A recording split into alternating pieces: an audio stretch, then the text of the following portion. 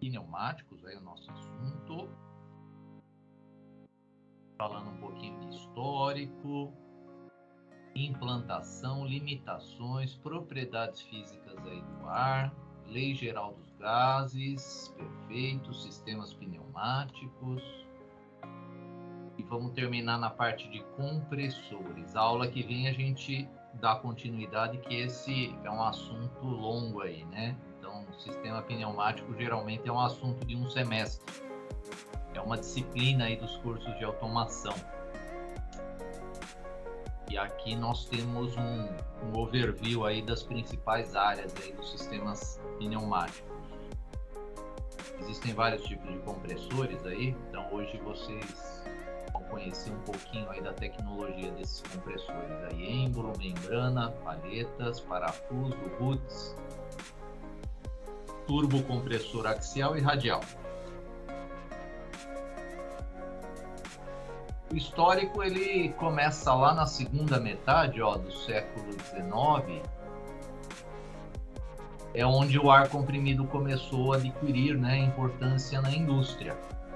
Porém, a utilização dele é anterior ao Da Vinci, que em diversos inventos dominou e usou também o ar. No Velho Testamento são encontradas referências ao emprego do ar comprimido na fundição de prata, ferro, chumbo e estanho, né? Naqueles sopradores lá manuais. Os antigos aproveitavam ainda a força gerada pela dilatação do ar aquecido e a força produzida pelo vento, né? Então, quando a gente fala de sistema pneumático, aproveitar, né, essa energia do vento, né, e transformá-la em movimento, né, em energia mecânica. Em Alexandria, centro cultural vigoroso no mundo helênico, foram construídas as primeiras máquinas reais no século III a.C. Então, neste mesmo período, Ctesibius fundou a Escola de Mecânicos, também em Alexandria, tornando-se, portanto, o precursor da técnica para comprimir o ar. Então, o ar comprimido é bem antigo, hein? No século III, agora depois de Cristo, né, um grego, Ero, escreveu um trabalho em 2 volumes sobre as aplicações do ar comprimido e do vácuo. Durante um longo período, o desenvolvimento da energia pneumática sofreu paralisação, renascendo apenas nos séculos 16 e 17 com as descobertas dos grandes pensadores e cientistas, como Galileu, Otto von Guericke, Robert Boyle, Bacon e outros, que passaram a observar as leis naturais sobre a compressão e expansão dos gases. Encerrando esse período, encontra-se o evangelista Torricelli, né? Então, esse cara aqui é famoso pelo invento do barômetro, que é o nosso aparelho que mede a pressão. Claro que na época ele usou um tubo de mercúrio, né? E com esse tubo de mercúrio ele teve a referência da nossa pressão atmosférica. Com a invenção da máquina a vapor de Watts, teve início a era da máquina, né? Então, a máquina a vapor do James Watt, inclusive a unidade de potência, né? Aí sim, lá naquela história da Revolução Industrial, teve início a era da máquina, né? No caso aqui, pneumática. Falando agora um pouquinho do sistema pneumático, né? Então, pneumática é o ramo da engenharia que estuda a aplicação do ar comprimido para a tecnologia de acionamento e comando. Então, eu tenho lá o domínio da pressão, eu quero transformá-lo em domínio mecânico. Um sistema de automação industrial, ele é constituído de 3 tipos de elementos. Olha só, então nós estamos nesses elementos já há um tempo, né? Hoje a gente vai focar mais também, né? Na verdade, a aula da próxima semana, a gente entra na parte de atuadores pneumáticos. Mas o atuador que está ligado no nosso controlador, ele, até então, né, até o nosso momento atual de estudos aí, é o acionamento de lâmpadas, bobinas, né, são esses atuadores aí. Mas eu tenho o meu controlador, que no nosso caso vai ser o nosso CLP. Temos os sensores que geram sinais para os controladores e os controladores acionam os atuadores. Cada um desses elementos, ó, ele pode ser implementado usando-se 3 tipos de energia: a pneumática, a hidráulica e a elétrica, né? Então, podemos, para cada um desses elementos aqui, a gente pode usar esses 3 tipos de energia e misturar também esses 3 tipos de energia. A utilização de sensores e motores elétricos abrange uma grande gama de aplicações. No entanto, existem situações em que somente a energia hidráulica e pneumática oferecem uma solução mais eficiente e de baixo custo. Além disso, em algumas aplicações não é permitido faísca. Faísca elétrica, né, que é uma característica de motores, né, elétricos. No caso, aí, aplicações que não é permitido faísca, área de pinturas, né, minas de carvão, fábrica de armamento. Então, são aplicações que a gente não pode utilizar o domínio elétrico. Não sendo interessante, nesse caso, utilizar os motores. E aqui a gente começa um painel, né? Na verdade, é um painel de desenvolvimento aqui de projetos, né? Pneumáticos, onde nós temos vários elementos. Aí a ideia é falar um pouquinho, né, do decorrer da aula de hoje, da semana que vem, de alguns desses elementos aqui pneumáticos.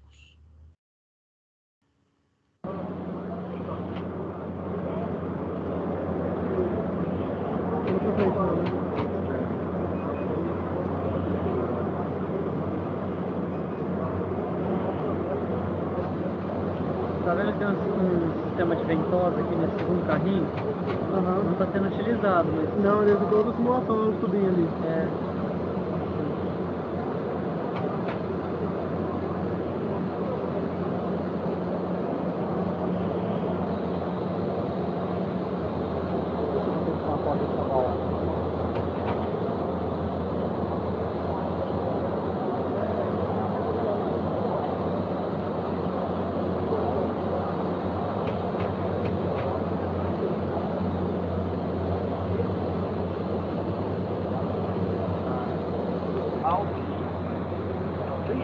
Vai demandar tamanho. O tamanho tem limitações de tamanho. O tamanho é o limite, velho.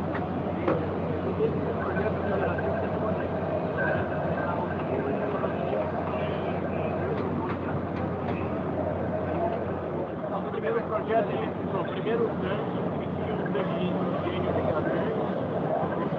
já não tem mais bolinha ali. Carregar mais parada não. Só que o nosso sistema estava só. A nossa válvula está um pouco como está adequado. Não vai nada funcionamento para ela começar. Então aí, se eu for sensor aqui, parou lá. A válvula TNT aqui parece muito que a gente tem lá na bancada.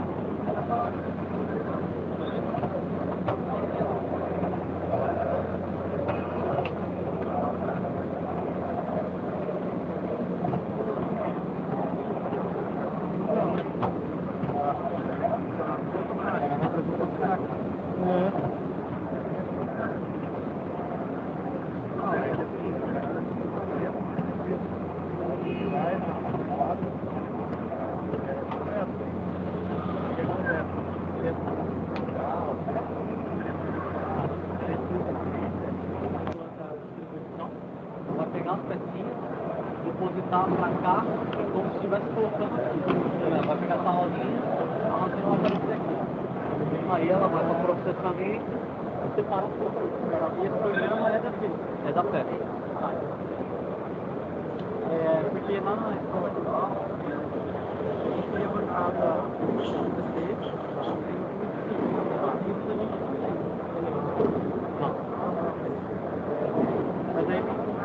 entrada também, né? Não necessariamente, só que não sai. Mas aí você monta a entrada no diagonal.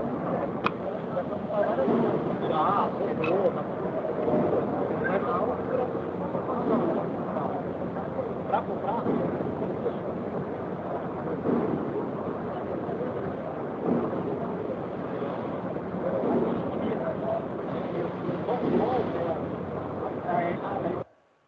Então, é uma feira de automação, onde temos aí alguns exemplos, né, de várias aplicações aí com os acionamentos, com as válvulas, com sistemas com essa característica pneumática aí de energia. Então, nos sistemas pneumáticos, nós temos atuadores, né? Aqui a gente está fazendo agora uma comparação de um sistema pneumático com hidráulico, né? Então, os hidráulicos, ó, eles são utilizados quando cargas da ordem de até centenas de toneladas estão envolvidas, como, por exemplo, ó, em tratores, guindastes, ou quando se deseja uma alta precisão de posicionamento, como em máquinas de usinagem, de precisão, micromanipuladores, etc., que, em geral, não podem ser obtidos com motores e sistemas elétricos. Isso tudo vale para um sistema hidráulico, que não é o nosso assunto, né? Nós estamos focando no pneumático. Os pneumáticos são utilizados quando estão envolvendo cargas bem menores que o hidráulicos, né? Então, até 1 tonelada, e geralmente movimentação é início e fim, 2 posições apenas, limitadas por batentes mecânicos, como em máquinas de fixação ou transporte de peças, ou quando se deseja altas rotações. Então, tem motores pneumáticos para altas rotações. Um exemplo que acho que todo mundo conhece é a broca do dentista, né? Então, chega a milhares de RPMs. Fresadoras também, pneumáticas, tem motores pneumáticos, né, de altas rotações, e a broca de dentista. Eventualmente, encontraremos equipamentos em que ocorre uma combinação dessas duas energias. Por exemplo, em sistemas eletropneumáticos, temos atuadores pneumáticos acionados por controladores elétricos ou eletrônicos, bem como sensores elétricos ou pneumáticos. O mesmo ocorre em sistemas eletropneumáticos. Então, geralmente, em um sistema industrial, nós temos a mistura, né, dessas energias aí, pneumática, elétrica e hidráulica. Aplicações. Não, aplicações são várias, né? Então, quando a gente fala aqui de prensa, né? Então, geralmente a prensa é hidráulica, mas existem prensas pneumáticas. Dispositivos de fixação de peças em máquinas, ferramenta e esteira. Acionamento de portas de um ônibus urbanos ou dos trens do metrô. Sistemas automatizados para alimentação de peças, robôs industriais para aplicações que não exijam posicionamento preciso, né? Porque nós não temos posicionamento preciso no sistema pneumático, freios de caminhão, parafusadeiras e lixadeiras, a la broca de dentista, pistolas de pintura, etc. Então, temos aqui um videozinho rápido também sobre montagem SMD e um outro aqui de cortadora de fio. Né? Isso aqui dá projeto de TCC aqui, né? Cortadora de fio. Vamos ver primeiro aqui uma montagem de SMD.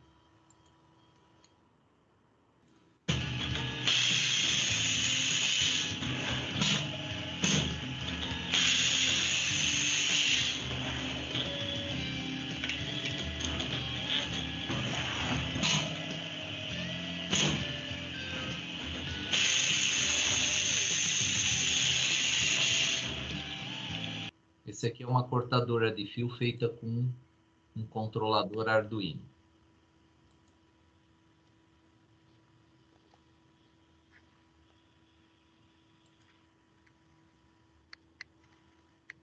Então, o display da LCD programa aí a quantidade de efeito.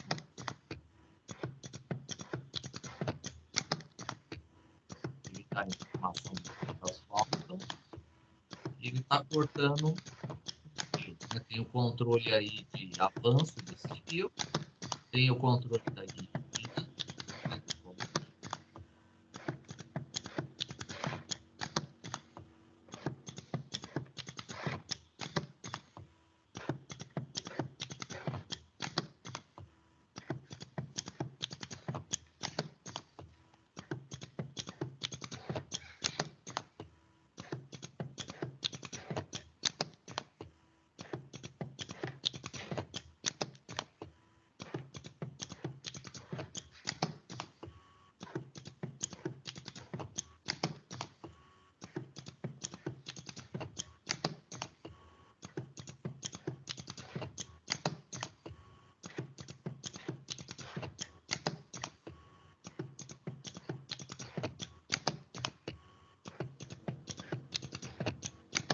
Ele tem um display que está contabilizando quanto falta.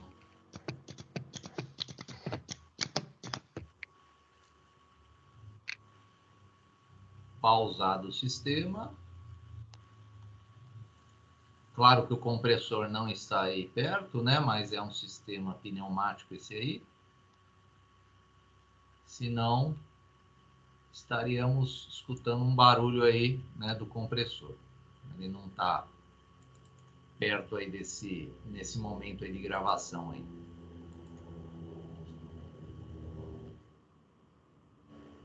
Limitações. Né? Então, o ar comprimido, ó, necessita de uma boa preparação para realizar o trabalho proposto, né? Então, a gente não pode simplesmente pegar o ar que a gente respira e já comprimir ele e colocar no sistema, né? Então, ele precisa ser trabalhado, né? Então, eu preciso a etapa de remoção de impurezas, eliminação de umidade para evitar corrosão nos equipamentos, engates ou travamentos e maiores desgastes nas partes móveis do sistema, né? Então, ele tem que ser preparado, né, esse ar. Os componentes pneumáticos são normalmente projetados e utilizados a uma pressão máxima de 1723,6 kPa. É uma unidade aqui que a gente tem de pressão, né, o pascal. Portanto, as forças envolvidas são pequenas se comparadas a outros sistemas. Velocidades muito baixas são difíceis de ser obtidas com o ar comprimido, devido às suas propriedades físicas. Neste caso, recorre-se a sistemas mistos, hidráulicos e pneumáticos. O ar é um fluido altamente compressível, portanto, é impossível se obter em paradas intermediárias e velocidades uniformes, né, por causa dessa característica da compressão do ar. Já já a gente vai detalhar um pouquinho essas características do ar. O ar comprimido é um poluidor, porém é um poluidor sonoro, quando são efetuados exaustões para a atmosfera. Essa poluição pode ser evitada com o uso de silenciadores nos orifícios de escape. Então, para liberar pressão, né, para ter a movimentação do nosso sistema mecânico, é necessário esse escape, e esse escape gera um som, né? Considerado uma poluição sonora. Mas tem como evitar, né, esse sistema aí de poluição sonora através dos silenciadores. Falando um pouquinho das propriedades físicas do ar. Então, o ar ele é insípido, inodoro e incolor, né? Percebemos o ar através dos ventos, aviões e pássaros que nele flutuam e se movimentam. Sentimos também o seu impacto sobre o nosso corpo. Concluímos facilmente que o ar tem existência real e concreta, ocupando lugar no espaço, né? Então, nós temos experimentos aí que constatam, né? Claro que a presença aí do ar.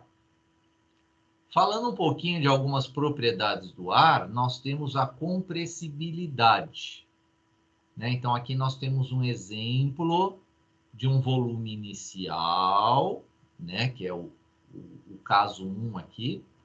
E o caso 2 foi aplicada uma força num eixo, esse eixo está movimentando um êmbolo, e eu consegui reduzir o volume. Um detalhe nesses desenhos aí, até animações de sistemas de compressão, quando ocorre a compressão, a cor muda para o vermelho. E o vermelho também representa um aumento de temperatura. Tá? Então, aqui vocês já estão observando que a compressão do ar, eu tenho a mudança do volume, por isso que ele é compressível. Mas também eu tenho a temperatura, né, dele, aumenta a temperatura. Ele é elástico, né? Então, o ar que estava comprimido através de uma força, se eu tiro essa força, ele expande, né? Então, é a elasticidade do ar essa característica. Então, eu tenho agora um volume final que é maior que o volume inicial. Então, o ar ele é elástico. O ar também ele possui uma característica de difusibilidade. Então, ele é difuso, né? Então, se eu tenho volumes contendo ar e gases separados através de uma válvula, quando a gente abre essa válvula aqui, no caso aqui o item 1, que está a válvula, aqui no item 2 a válvula está aberta, né? A válvula aberta, com a válvula aberta, temos uma mistura agora homogênea do ar com os gases. Temos a característica da expansabilidade do ar. Então, possuímos aqui um recipiente dessa cor vermelha, né, contendo ar comprimido nele. A válvula 1, ela está fechada, essa válvula aqui, ó, né? A válvula está fechada. Quando a válvula é aberta, o ar expande assumindo o formato dos recipientes. Então, ele equilibra toda essa pressão, né, e assume o formato de todos os recipientes aqui com diversas formas geométricas, porque ele não possui uma forma própria. E o ar tem peso? Tem, né? Então, o ar tem peso. Se eu pegar dois recipientes iguais, com pressões iguais também, colocar nessa balança, eu vou ter o equilíbrio. E se eu abrir a válvula, né, de um dos lados, aqui no caso foi aberto o recipiente esquerdo, a quantidade de ar que estava comprimida aqui, ela expandiu, saiu. E aí ficou aqui um ar comprimido. Então, aqui eu tenho mais moléculas do ar comprimido do que aqui. Então, eu tenho um peso, né, desse ar aqui. Ar quente é menos denso que o ar frio, né? Então, o ar quente, quando eu aqueço o ar, eu tenho uma agitação maior das moléculas. Essa agitação expande mais, né, aquele ar. E eu tenho uma diminuição, né, desse peso dele também, com um experimento igual a esse aqui. Aqui é a maneira da gente injetar pressão, né, dentro de um recipiente, né, através de uma bomba pneumática. Aqui nós temos a característica de 1 litro de ar a 0 graus Celsius e ao nível do mar, ó, ele pesa 1,293 vezes 10 a menos 3 quilograma-força.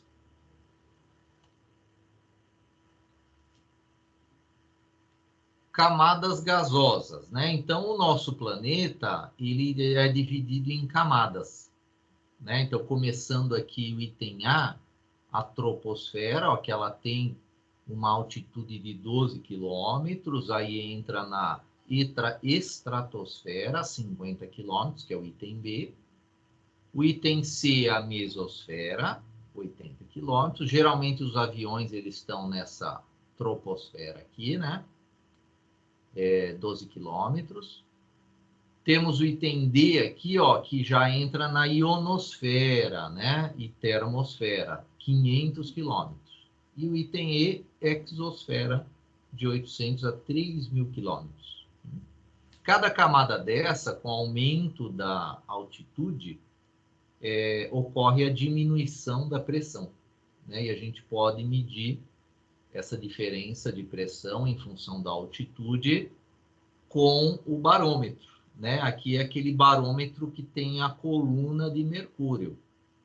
E a coluna de mercúrio ao nível do mar, ela tem essa altura aqui, ó, de 76 centímetros. Né? Aqui nós temos um desenho onde eu tenho aqui no nível do mar uma pressão, ó. E aí, se eu tenho abaixo do nível do mar, observe que a pressão aumenta e acima do nível do mar a pressão diminui. A pressão atmosférica também ela atua em todos os sentidos e em direções. É como se a gente tivesse essas setinhas aqui, né? Em todos os sentidos, em todas as direções, claro, depende do formato geométrico que a pressão está atuando.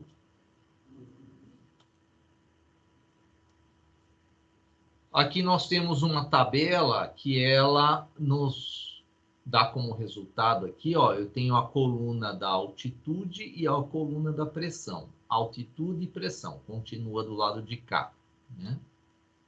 Então, a altitude, ó, ela vai aumentando, observem a pressão, vai diminuindo. A altitude vai aumentando, ó, 1.000, 2.000, 3.000, 10.000. A pressão em quilograma-força por centímetro ao quadrado vai diminuindo. E eu uso essa tabela para quê? Nos sistemas pneumáticos, né, o fabricante ele faz a configuração aí da pressão em função da altitude que aquele equipamento vai trabalhar. Né? Então, vocês sabem que aqui em São Paulo nós estamos mais ou menos a 700 metros de altitude. Então, a pressão atmosférica aqui em quilograma-força por centímetro ao quadrado é 0,948. Agora, se eu vou para algum país que está, sei lá, numa altitude de 3.000 metros, olha só, a pressão agora é 0,715. Então, eu tenho que aumentar características de pressão do meu equipamento. Tá? Então, para cada altitude, dependendo, né, do local que o equipamento pneumático vai ser instalado, eu tenho regulagens diferentes da válvula de alívio que controla a pressão do sistema. Aqui, no Monte Everest, né, nós temos aqui, o Monte Everest está a 8,85 quilômetros, né? 8.850, né? Entre esses dois pontos aqui, mais ou menos. Aqui eu vou ter, 250 milímetros de mercúrio, né? Daquela coluna lá do barômetro de Torricelli. A pressão atmosférica ao nível do mar, 760 milímetros de mercúrio.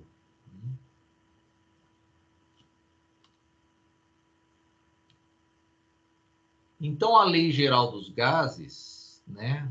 Então, as leis de Boyle, Mariotte, Charles e Gay-Lussac referem-se a transformações de estado nas quais uma das variáveis físicas permanece constante.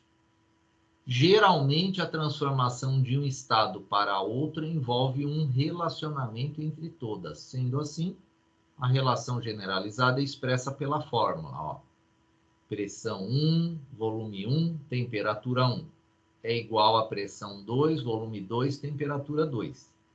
Então, com a variação de um desses parâmetros de pressão, volume ou temperatura, eu consigo, pela Lei Geral dos Gases, determinar os valores 2 ou vice-versa.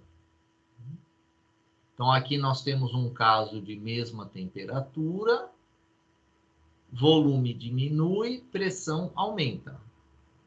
Aqui nós temos o caso de mesmo volume, a pressão aumenta, temperatura aumenta e vice-versa. E aqui nós temos um caso de mesma pressão, volume aumenta, temperatura aumenta e vice-versa. Nós temos também o princípio de Blaise Pascal, né, que é muito usado aí nos nossos guindastes aí para multiplicação de força, né? Então aqui, ó, eu tenho um pistãozinho pneumático e eu aplico uma pequena força aqui. Essa força ela é distribuída, ó, em todos os recipientes na mesma intensidade. Então, suponhamos um recipiente cheio de um líquido, qual é praticamente incompressível, né? Os líquidos têm essa característica de incompressibilidade, que não é o caso do ar, né? O ar ele é compressível. Se aplicarmos uma força de 10 kg força em um êmbolo de 1 cm² de área, o resultado será essa pressão, essa mesma pressão de 10 kg força por cm², nas paredes de todos os recipientes. E com isso a gente tem aqui, ó, que a pressão é força pela área, pelo princípio de Blaise Pascal. Aqui temos as unidades no SI e no MKS, né? E 1 kg a força é 9,8 newtons.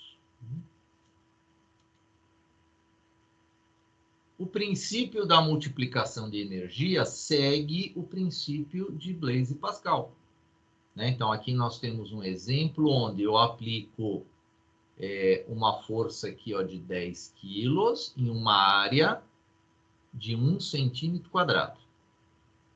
Então, eu tenho que essa força agora, ela é aplicada numa área maior. Então, eu consigo elevar agora, ó, 1000 quilos, né? Então, eu consigo elevar 1000 quilos. Aplicando 10 quilogramas aqui, eu consigo elevar 1000 quilogramas com aplicando, né, o princípio de multiplicação de energia do Blaise Pascal.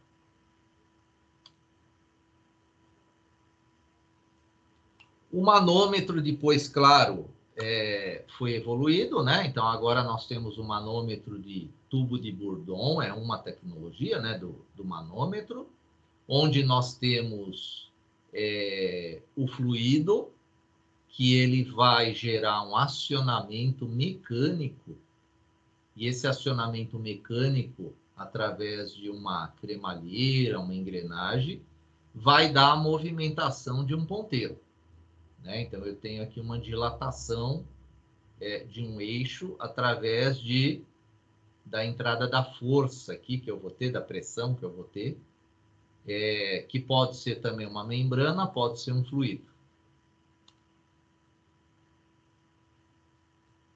O ar e ar comprimido, né? Então, o ar que nós respiramos é uma mistura de gases, né? Não existe 100% de oxigênio no ar que nós respiramos, e sim, esse percentual está em torno de 21%, né, de oxigênio.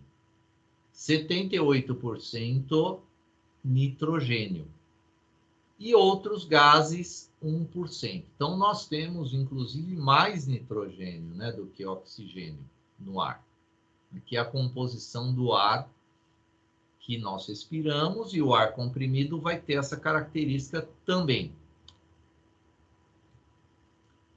O ar contém adicionalmente, ó, água em forma de vapor, né? Então, nós temos a umidade do ar. Inclusive, a gente escuta muito falar dias que estão muito quentes, né? Então, a umidade ela cai. E aí o noticiário fala, ó, procurem não, né, fazer atividades físicas lá no final da tarde, né? Que a umidade do ar vai estar muito baixa, porque o nosso corpo, o nosso pulmão precisa, né, dessa umidade do ar. E quando está muito baixa, né, não faz bem aí para a nossa respiração. Agora, para um sistema pneumático, essa umidade atrapalha, né? Para um sistema pneumático, eu tenho que retirar essa umidade que faz parte do ar, o vapor, né, de água. Então, a capacidade de absorção de vapor da água no ar depende da temperatura, porém não da pressão. Então, temperaturas altas eu consigo diminuir, né, esse vapor da água.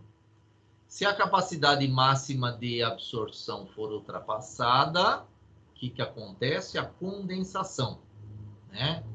Então, eu tenho mais vapor do que ele consegue absorver, né? Então, eu tenho a condensação e a precipitação, ó, na forma de água condensada. Isso aí é facilmente visualizado em neblinas, né? Então, um ambiente, quando tem muita neblina, é porque a capacidade de absorção do vapor do ar chegou no seu limite. Então, começa a aparecer a neblina. A neblina vai gerar depois pingos, né? Etc. Como a umidade máxima varia com a temperatura, é comum se expressar a umidade máxima pelo seu valor de temperatura correspondente, que é chamado de ponto de orvalho.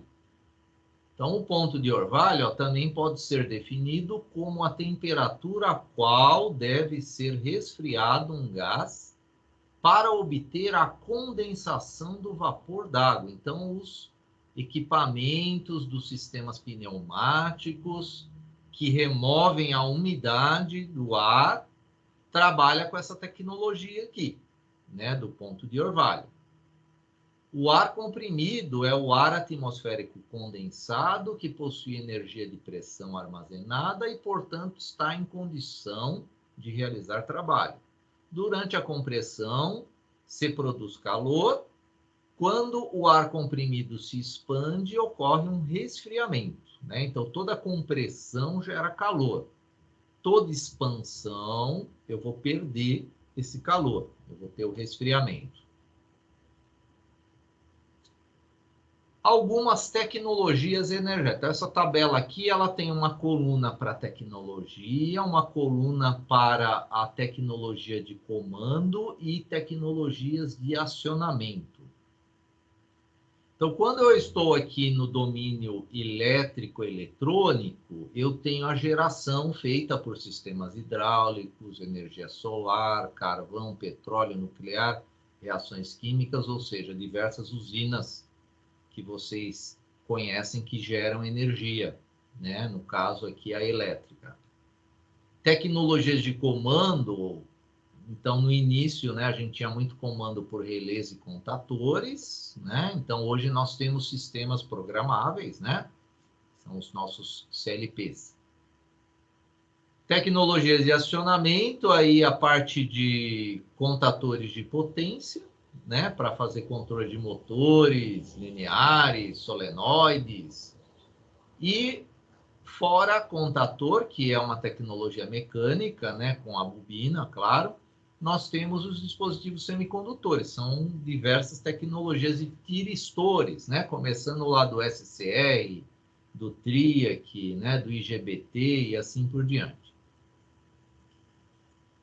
Falando da tecnologia energética hidráulica, né? Que usa o fluido hidráulico, né? Então, através de bombas com acionamento, no caso de motor elétrico, motor de combustão, ou até manualmente, eu consigo ter o fluido hidráulico, né, sob pressão. A tecnologia de comando dele, né, nós não temos para os fluidos hidráulicos, porque elas estão embutidas aqui no nosso acionamento, através de diversos tipos de válvulas, direcionais, retenção, vazão, pressão especiais, e acionamentos também de motores, cilindros, unidades construtivas, etc. A pneumática também é obtida, né, com o que a gente vai ainda estudar hoje, que é o nosso compressor, né, e esse compressor ele precisa, né, de um motor para girar ele, né, ou até um motor elétrico, um motor de combustão. Sistemas de comando, né, pode usar técnica convencional de válvula, sistemas lógicos pneumáticos, unidades programáveis também, né, a parte de comando digital. Acionamento também nós temos diversas tecnologias de válvulas, são bem parecidas com as hidráulicas aqui, né? Direcionais, retenção, vazão, pressão especiais. E acionamento também de motores, cilindros, ferramentas, unidades construtivas também. A mecânica, ela é também a energia mecânica aqui que nós temos, feita com os motores elétricos e até manualmente, né? Com alavancas. O comando é com curvas, cames, tuchos, né? E acionamentos através de alavancas, redutores e multiplicadores, né? De força.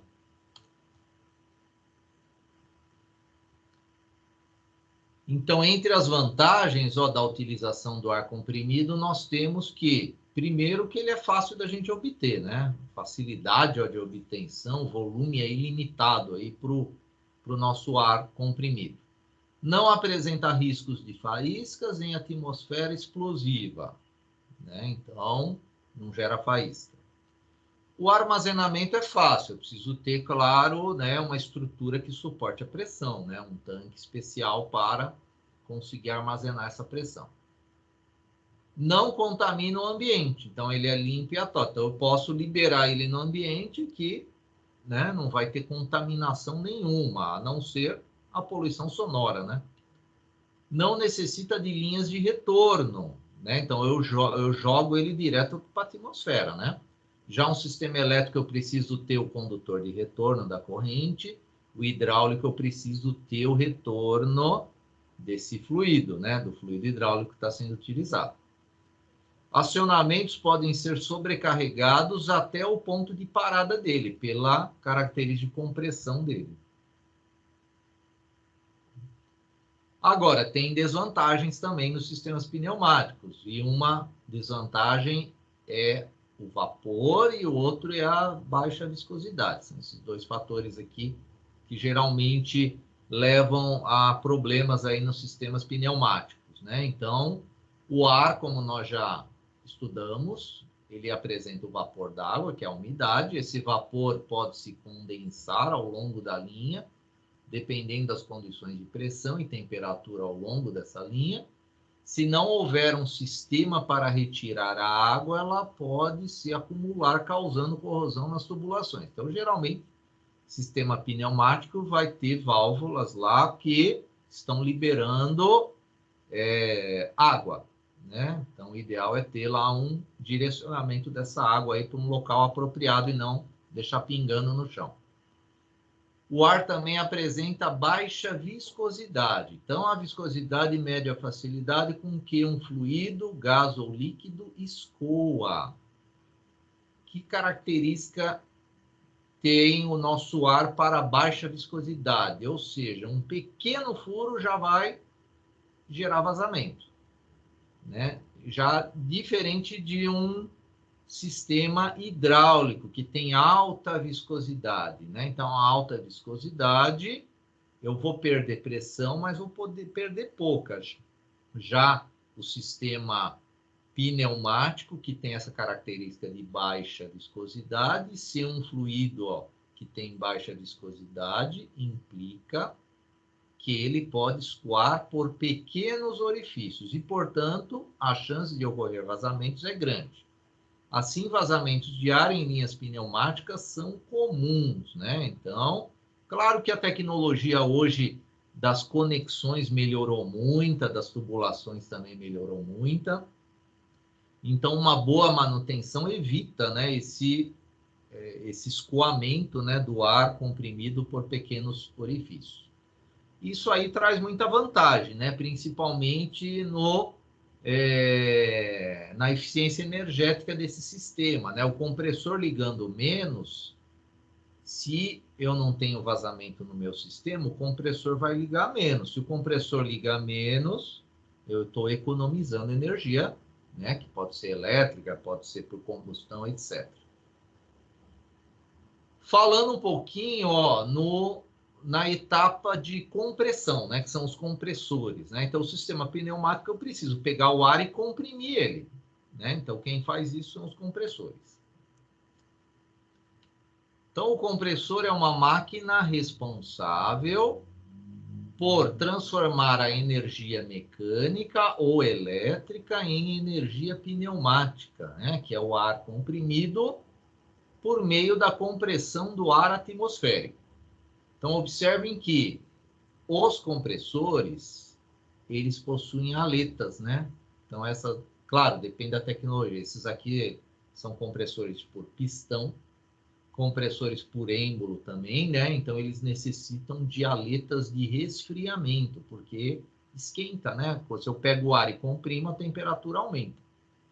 Então, eu preciso ter esse resfriamento aqui, senão vai fundir, né? É que nem a gente fala assim, fundiu o motor do carro. Por quê? Esquentou tanto, né? Que derreteu lá o pistão com o bloco dele lá, então fundiu tudo, né? Não gira mais, né? Motores de motos também, eles têm essa característica dessas aletas, né? Quando você está andando lá, né? A própria movimentação da moto, ela faz com que o ar passe pelas aletas e faça o resfriamento. Aqui nós temos algumas características de ventoinhas, né? Que ajudam, né, esse resfriamento aqui. Então, observem que aqui nós temos uma hélice, né? Que a ideia dessa hélice é aproveitar a movimentação do motor. Além da compressão do ar, eu tenho o resfriamento dele, do compressor. Então, compressores, são máquinas destinadas a elevar a pressão de um certo volume de ar, admitido nas condições atmosféricas, até uma determinada pressão exigida na execução dos trabalhos realizados pelo ar comprimido. Aí nós temos o deslocamento positivo, né, de compressores, baseia-se fundamentalmente na redução de volume. O ar é admitido em uma câmara isolada do meio exterior, onde o seu volume é gradualmente diminuído, processando-se a compressão. Quando uma certa pressão é atingida, provoca a abertura de válvulas de descarga ou simplesmente o ar é empurrado para o tubo de descarga durante a contínua diminuição do volume da câmara de compressão. Nós temos uma característica de compressores dinâmicos, né? Então, a gente consegue elevação de pressão, é obtida por meio da energia cinética em energia de pressão, durante a passagem do ar através do compressor. Né? São os compressores que têm um parafuso girando em alta velocidade, né? Então, o ar admitido é colocado em contato com impulsores, rotor laminado, dotados de alta velocidade. Este ar é acelerado, atingindo velocidades elevadas e, consequentemente, os impulsores transmitem energia cinética ao ar. Então, nós temos também a tecnologia de parafuso e a tecnologia de palhetas, né, para esse sistema dinâmico, que se baseia naquele princípio de turbinas, né? Então, turbina, principalmente a turbina dos aviões, tem uma boca gigantesca na entrada do ar, e lá na saída do ar, quando ele é comprimido, né, nós temos uma área bem menor que a entrada para gerar essa pressão, né? Então, é um deslocamento dinâmico que nós temos do ar.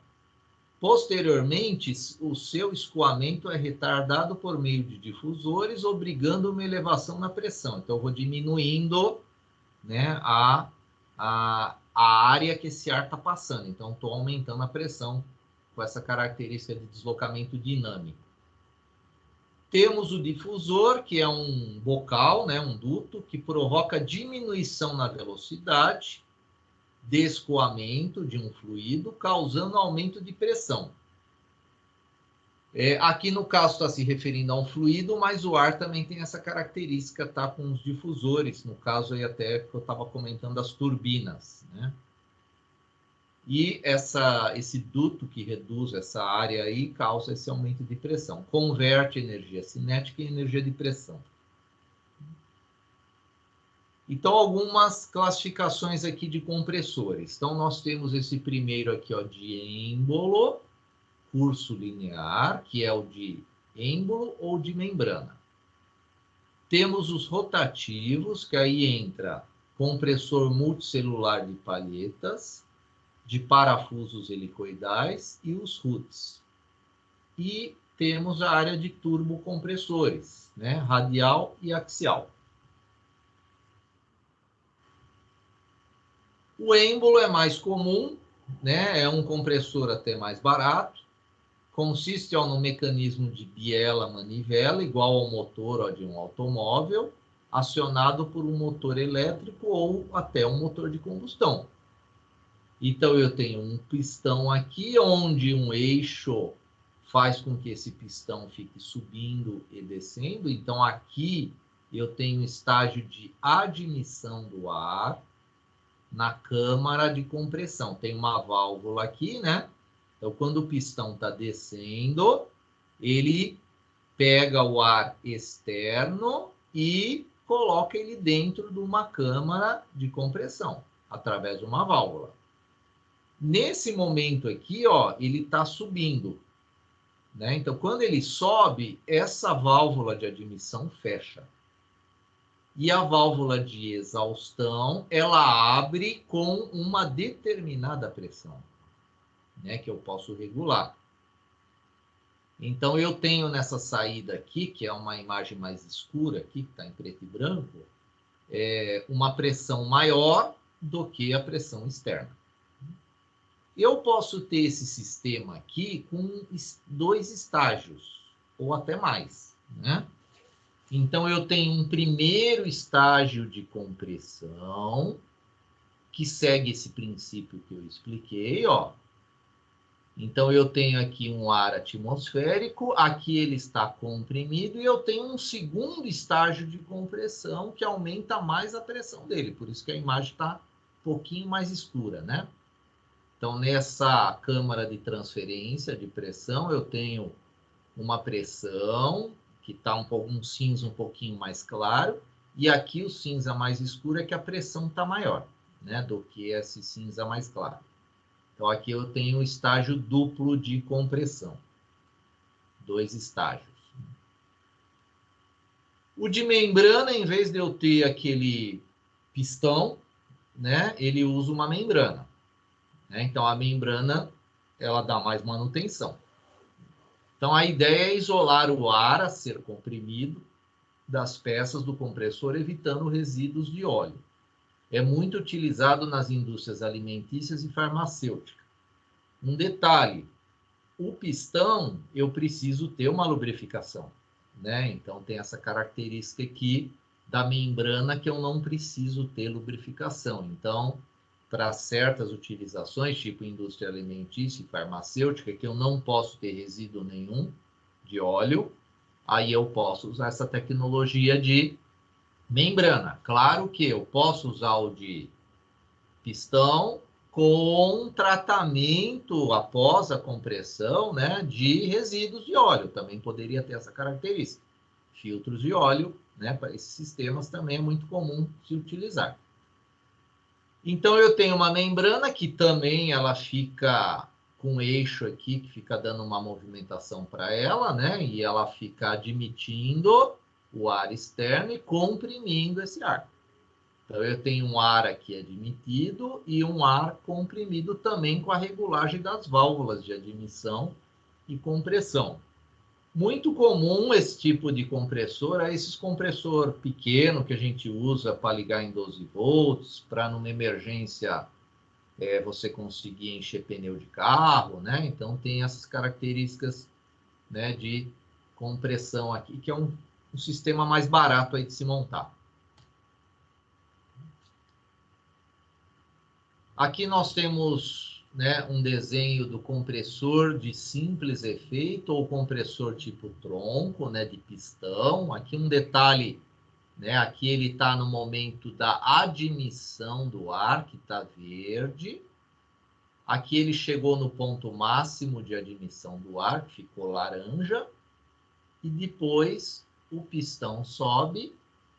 Vermelho, ele é comprimido, né? Então, tem a válvula também de admissão do lado esquerdo desse sistema E do lado direito, a válvula de exaustão, né, que eu regulo ela para obter a pressão desejada. Temos o sistema também de aletas aqui, né, nesse corte aqui, para resfriamento, porque isso aqui esquenta muito, né?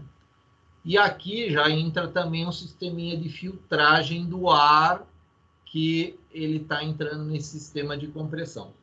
E aqui a simbologia também utilizada para projetos, tá? Símbolo de compressor utilizado para projetos. Aqui nós temos um compressor que, apesar dele ter um único pistão, ele tem um duplo efeito de compressão, né? Então, ele tem válvulas de admissão e exaustão, e tanto na parte de cima do pistão quanto na parte de baixo. Ou seja, ele aproveita a área que ele gera para admitir o ar, e depois, no movimento que ele está fazendo de subida, ele gera um segundo estágio de compressão, esse sistema aqui. Então, ele está constantemente admitindo e comprimindo esse ar com duplo efeito. A simbologia é a mesma. Vamos ver um vídeo que fala agora um pouquinho desse compressor. Compressor. O compressor funciona da seguinte maneira. O ar atmosférico entra no compressor através da válvula de admissão do cilindro de baixa pressão. Enquanto o pistão está descendo, o ar é sugado para dentro. Em seguida, a válvula de admissão se fecha e o pistão empurra o ar para cima. O ar só é comprimido porque as duas válvulas estão fechadas. Após o ar ser comprimido, ele é forçado a sair pela válvula de escape, sendo direcionado para o cilindro de alta pressão. Aqui ocorre o mesmo processo realizado no cilindro de baixa pressão. É necessário que o ar passe pelo processo de compressão 2 vezes, para que se consiga a pressão necessária para o funcionamento correto no sistema de freio do trem. Vamos ver novamente.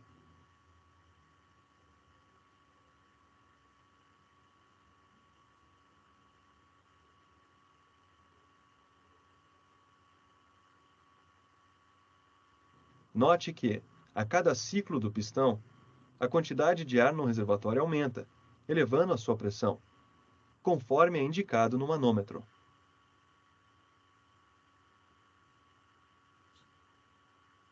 Então, aí é um exemplo até que ele deu de sistema de freio de trem, né? Que é claro que é essencial, né? Para a parada aí do trem, né? Claro também que esse sistema de parada não fica nessa dependência apenas, né? Desse sistema, mas até de outros sistemas, né? De frenagens. Aqui nós temos um exemplo do compressor de palhetas, né? Então, trata-se de um rotor. Olha lá, o rotor ele gira no interior de uma carcaça, acionado por um motor elétrico ou de combustão.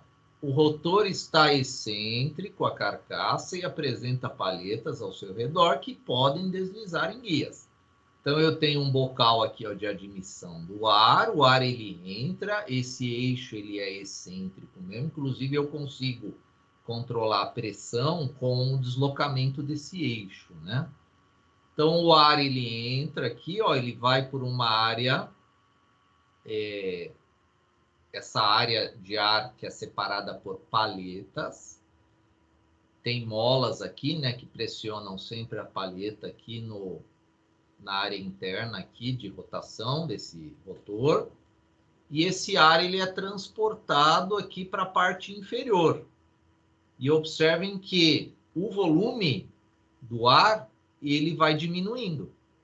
Então, se eu tenho um volume alto aqui na admissão e esse volume vai diminuindo na exaustão, significa que eu estou comprimindo o meu ar, né? Então, isso aqui é característica do compressor de palhetas, tá? Vamos ver um vídeo dele também. Esse vídeo aqui ele fala um pouquinho de todo o processo de preparação do ar, não apenas o compressor.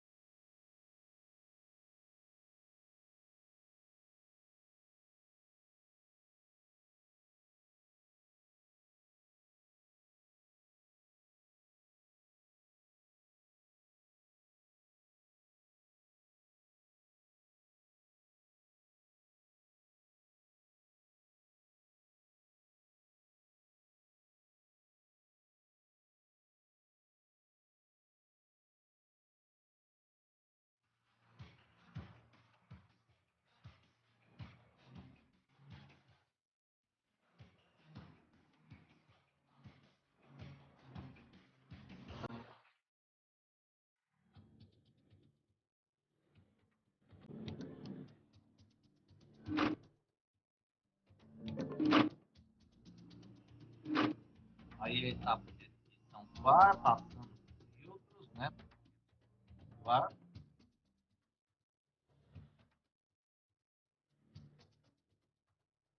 Temperatura ambiente, né? Como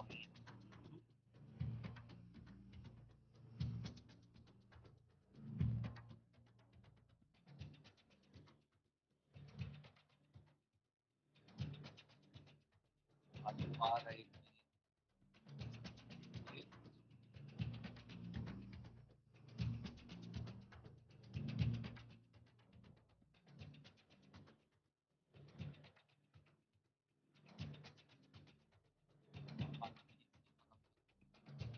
A bolinha vermelha.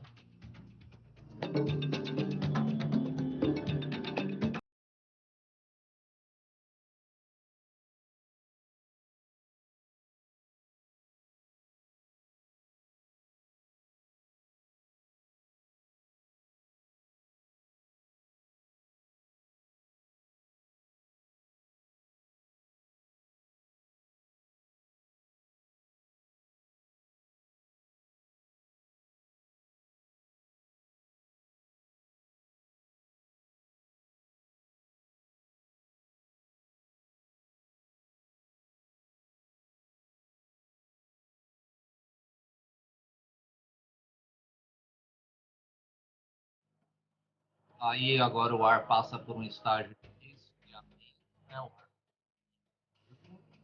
resfriado.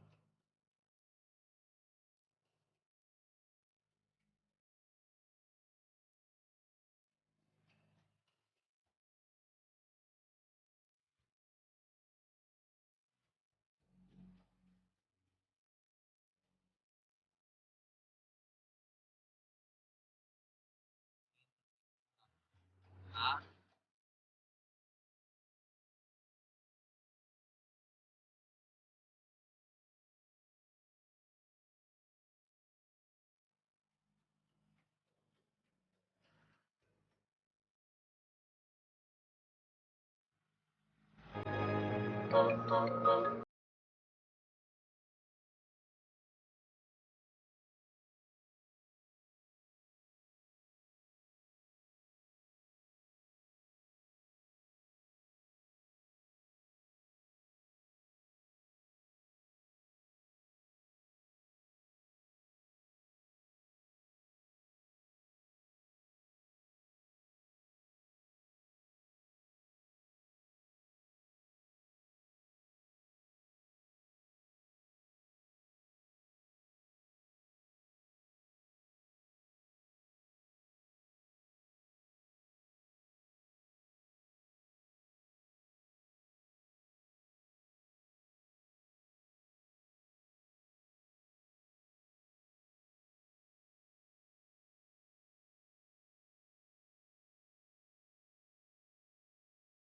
Então, mais um vídeo aí, só para ilustrar aí o funcionamento do compressor aí de palhetas.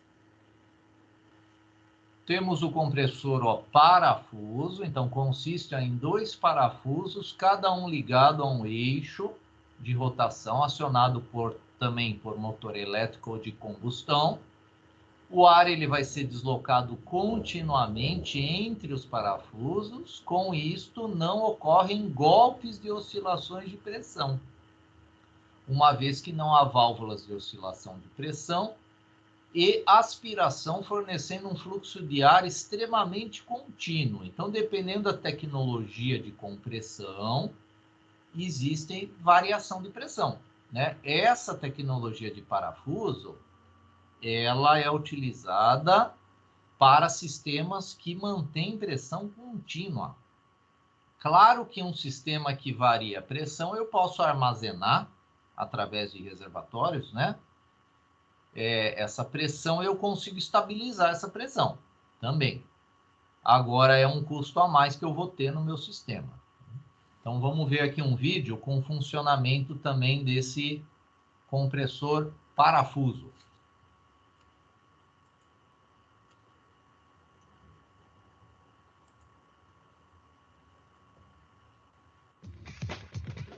O fluxo de ar. Ao ligar o motor, a potência é transmitida ao eixo da unidade compressora através do acoplamento entre os eixos do motor e da unidade. O movimento dos parafusos provoca uma depressão no interior da unidade compressora, forçando a entrada do ar atmosférico através do filtro de ar e da válvula de admissão. O ar admitido é empurrado através dos fusos macho e fêmea para a janela de descarga, localizada na carcaça da unidade compressora. O ar misturado com o óleo entra no reservatório ar-óleo, onde é centrifugado. O movimento faz com que parte do óleo se assente no fundo do reservatório em função de sua densidade. Após este processo, o ar comprimido flui para o elemento separador e retira do ar o óleo que ainda permaneceu após o processo de centrifugação. O ar puro é então encaminhado para o radiador de ar para ser resfriado e disponibilizado na descarga do compressor de parafuso. O fluxo de óleo. Poucos segundos após a partida do compressor, já existe no reservatório ar-óleo uma pressão capaz de forçar o óleo a circular.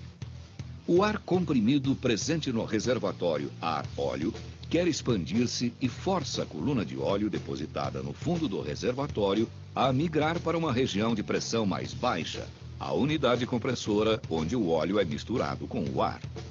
Nos minutos iniciais de funcionamento, o óleo ainda não está na temperatura ideal de funcionamento, de 80 a 90 graus Celsius. Para atingir esta temperatura rapidamente, o círculo de óleo é dotado de um componente chamado de válvula termostática. Abaixo de 80 graus Celsius, o óleo é encaminhado diretamente para a unidade compressora. Quando a temperatura do óleo atinge 80 graus Celsius, um material termicamente sensível dilata-se no interior da válvula termostática, permitindo que a parte do óleo flua para o radiador de óleo do compressor, onde é resfriado antes de ser enviado à unidade compressora. Com isso, a válvula termostática controla a temperatura do óleo enviado para a unidade compressora. O óleo proveniente das duas vias de circulação da válvula termostática mistura-se e é filtrado antes de ser injetado na unidade compressora, onde se encontra com o ar proveniente da atmosfera, iniciando um novo ciclo de compressão. Então, esse sistema aí, ele exige lubrificação, né? Por questões mecânicas aqui dos fusos, tá? Então, esse óleo, ele depois tem um sistema de centrifugação, onde é retirado do ar comprimido. Esse sistema também usa o óleo para gerar a temperatura ideal de trabalho desse óleo, né? A válvula termostática, ela é bem comum também em sistemas de resfriamento aí de motor, né, de carro, né, carros a combustão. Também no início de aquecimento desse motor, para ele trabalhar na temperatura ideal, essa válvula ela é fechada depois que o fluido passa pelo radiador, né, quando chega uma determinada temperatura de operação, essa válvula abre, aí sim entra o sistema de refrigeração do motor, aí no caso aí do nosso compressor, aí, né, que está trabalhando com óleo. Temos os compressores com tecnologia de turbocompressor. Aí temos o axial e o radial. O que muda é a entrada do ar, né? O axial, o ar ele entra em um sentido e sai nesse mesmo sentido, né? Então nós temos vários estágios com palhetas, né? E observem que eu tenho uma diminuição da área, né? A área, se a gente comparar a área da entrada com a área de saída. Então, o ar passa por rodas girantes, atinge altas velocidades e, no último estágio, através de um difusor, a energia cinética do fluxo de ar é convertida em pressão, porque eu diminuo a área de passagem desse ar. Geram altas vazões de ar, porém, como em cada estágio a pressão é muito baixa, faz-se necessária a montagem de muitos estágios para alcançar pressões maiores. Tá? Então, aqui eu tenho um sistema de compressão de ar do modo turbocompressor axial. Né? Eu posso usar movimento também, que é usado, né, para impulsionar aí os aviões, né? Um sistema parecido com esse.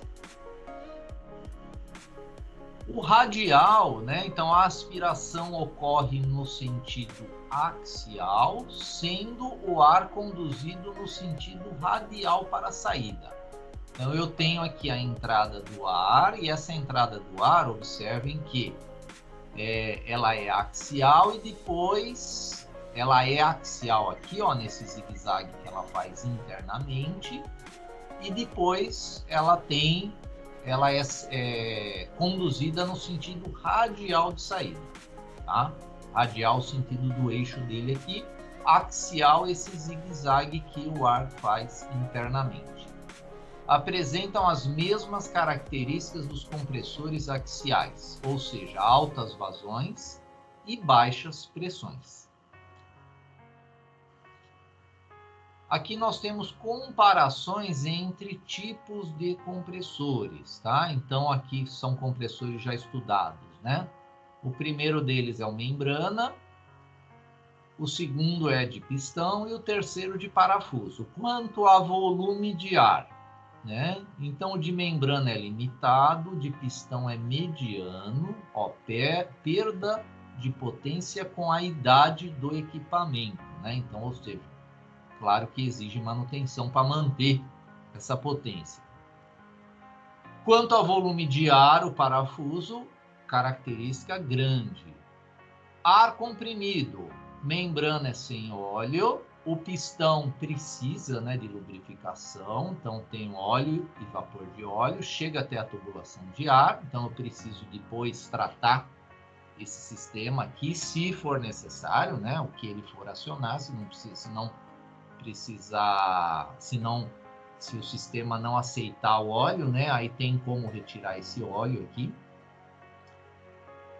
E o de parafuso, óleo e vapor de óleo também chega até a tubulação, tá? Mas isso dá para a gente resolver, né, através de filtros, né, de óleo no sistema. Local de emprego do compressor membrana. Então, o ar suficiente para ferramentas com baixo consumo de ar comprimido. Empresas com necessidades medianas de ar comprimido, claro que aí a gente usa aquela tecnologia com vários estágios, né? Não é apenas um estágio de compressão. E o de parafuso, ó, indústria com necessidade de grandes volumes de ar comprimido. Então já tem uma rede de distribuição, né, de ar comprimido, geralmente nas indústrias, né? Tem a área de compressão, que é separada, né, da área de distribuição desse ar, que a gente vai falar um pouquinho desses ambientes na próxima aula. Agora, pessoal, tem 2 vídeos que falam desses assuntos da aula de hoje. Eu vou deixar ele no chat aí para vocês. Aqui as referências desse material, né?